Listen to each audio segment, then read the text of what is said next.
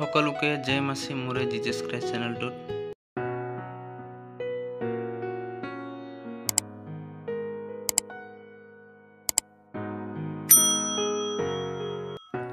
Praise the lord hallelujah. সকলোকে জয় মাসি পুনৰবাৰ স্বাগতম জনাইছোঁ মোৰে জিজাছ ক্ৰাইষ্ট চেনেলটোত। ধন্যবাদ দিছোঁ আপোনালোকে মোৰ চেনেলটোত জড়িত হৈ আছে, আগলৈ জড়িত হৈ থাকিব। আন্তৰিক ধন্যবাদ। আপোনালোকে বঞ্চলৰ লাইক শ্বেয়াৰ কমেণ্ট কৰি আছে আৰু প্ৰাৰ্থনা ৰিকুৱেষ্টবিলাক থাকিলেও আপোনালোকে কমেণ্টত জনাব।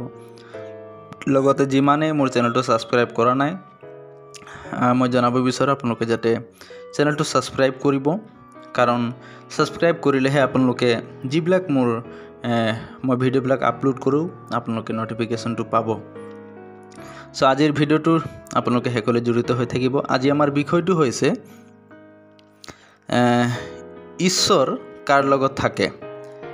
ছুটিকৈ ভিডিঅ'টো হ'লেও মই ভাবোঁ এই মেছেজটো আজি যিমানে প্ৰভু যীশুক জনা নাই, গ্ৰহণ কৰা নাই, লগতে যিমানে প্ৰভু যীশুক আজি গ্ৰহণ কৰিবলৈ প্ৰস্তুত হৈ আছে আৰু যিমানে প্ৰভু যীশুক গ্ৰহণ কৰিছে সকলোৰ কাৰণে এই মেছেজটো হয়।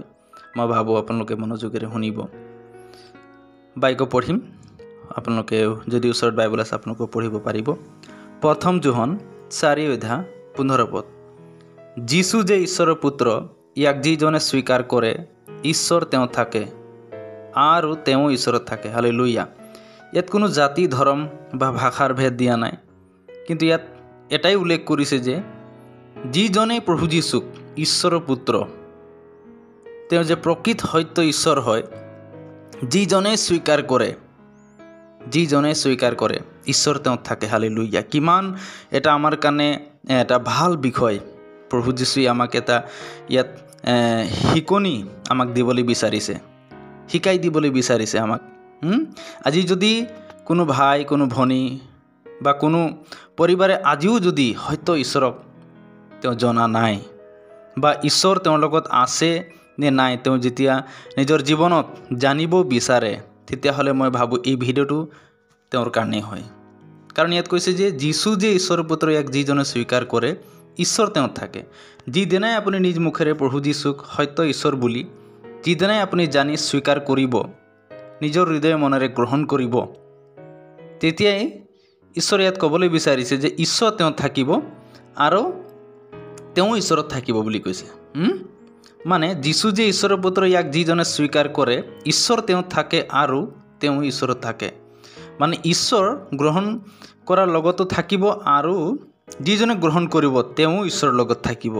কিমান এটা সুন্দৰ, এটা ভাল বিষয় যে ঈশ্বৰ তেওঁৰ লগত থাকিব আৰু মানুহজনো ঈশ্বৰৰ লগত থাকিব। তাৰ মানে সেইদিনাখন পৰাই তেওঁৰ একটা পৰিচয় হৈ যাব যে তেওঁ সত্য ঈশ্বৰক জানিলে আৰু তেওঁ ঈশ্বৰৰ লগত আছে।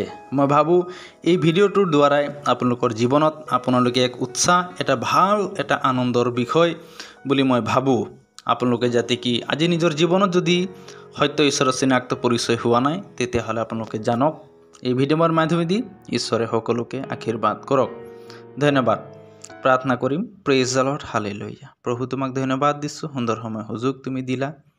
প্ৰভু যি বাক্য আমি ব্যাখ্যা পাঠ কৰিলোঁ, এই বাক্যৰ নিগুৰুত্ব তুমি সকলোকে শুনোতাক দিবা, সকলোৰ জীৱনত তুমি কথা পাতিবা।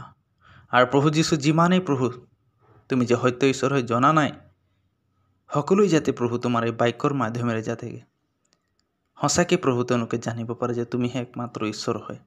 নিজৰ হৃদয় মনেৰে যাতে তোমাক স্বীকাৰ কৰিব পাৰে, গ্ৰহণ কৰিব পাৰে আৰু তুমি তোমাৰ লগত থাকিবা প্ৰভু, আৰু তেওঁ তোমাৰ লগত যাতে থাকি চলি যাবলৈ পাৰিব, তুমি অনুগ্ৰহ কৰিবা। ধন্যবাদ প্ৰভু, মোৰ প্ৰাৰ্থনা তুমি শুনিলা। এটাই প্ৰাৰ্থনা যীশুৰ নামত, আমেন।